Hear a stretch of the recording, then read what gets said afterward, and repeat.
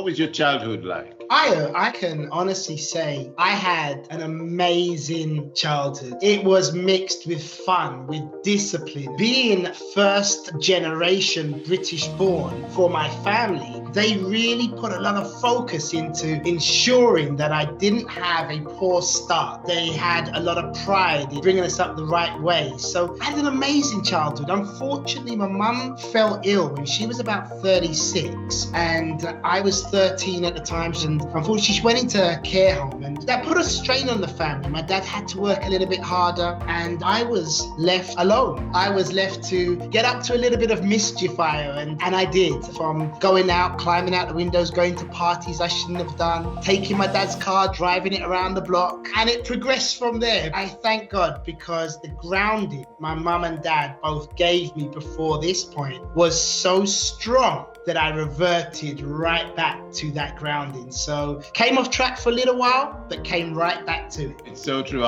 This is about you, but I had a similar thing where I went astray. But that parenting, upbringing, that strong upbringing. I remember being a point where my dad said to me when I was coming to England, he says, Ayo, if you bring disgrace to your family name, I will haunt you. And when I strayed, I remember waking up one day going like, man, if my dad could see me now, he would be happy. And I came back on track. I can relate to that. I have two sisters, an older and a younger sister. They were your perfect role model children. And then there was me in the middle, the only boy, the naughty one, the one that stretched every boundary. So you had your upbringing, you went through that, you went astray, and you found your way back on track from that good parenting. What allowed you to be that person who would accept feedback? Why would you take it? I'm so proud of my childhood. You asked me, the first question was, how was your childhood? I got feedback from my mum. My mum was the disciplinarian, but she was also the fun one as well. And she used to give feedback. I've had feedback and rewards. I remember she used to buy chocolate money, like this little coins wrapped in foil like money. And when I'd done something good, I got more money, which wasn't money, it was chocolate. But I would save the money. And I think that was instilled in me. And I think the other thing I said, I grew up in an environment where I was watching people do simple things and make a lot of money. And I wanted this bad. And when you want something, I will listen to the feedback. Give me more feedback. Give me some more.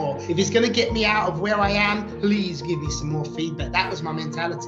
Kudos to you because, and this is the message to everyone, make sure you get feedback, but get feedback from the right sources as well. Don't just get feedback from anybody. And we talk about one of the truths about success. Parenting is a big part of success. Being a great parent and just listening to you, I just want to say your mom and dad obviously did a great job. That's success as parenting. So how did your career get started? The bottom line is it came to a point where I had my first child at 20 years old. And from the foolish things I was getting up to, it came to a point where I've got to get serious. I've got academic parents, academic sisters. I was the odd one out, but I'd had to make some kind of change. And this, I think, bringing a child into this world made me say, I've got to give my daughter, I've got to give her what I had. And what I was doing, just wasting time, partying, being the popular guy, but that wasn't bringing in the money, so it forced me to look for work. And my sister, I remember, she went into the newspaper at the time, that's where the adverts were,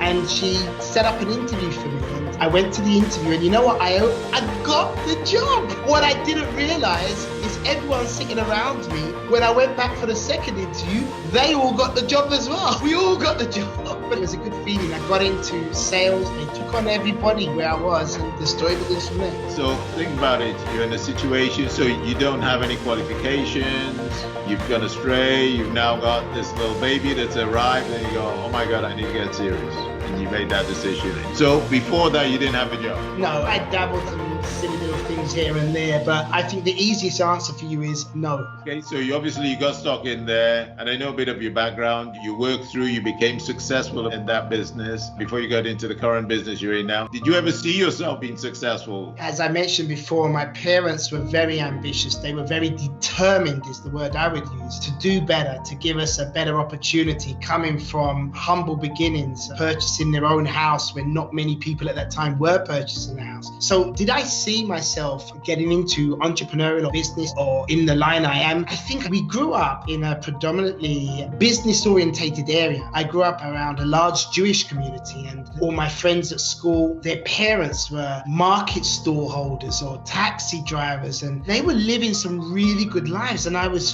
fascinated. How can someone sell, I don't know, suits and live the life they were living? It doesn't matter what you're doing, as long as you do it well and you think numbers and grow. So I wanted some of that. I wanted that lifestyle. And that's a key point there, Mark. It doesn't matter what you do, but be excellent at it. Don't be good at it. Good in this day and age doesn't work anymore. Good today is now average. You got to be excellent to be good. And that's a key point, isn't it? You've got to focus on what you're going to do and be excellent.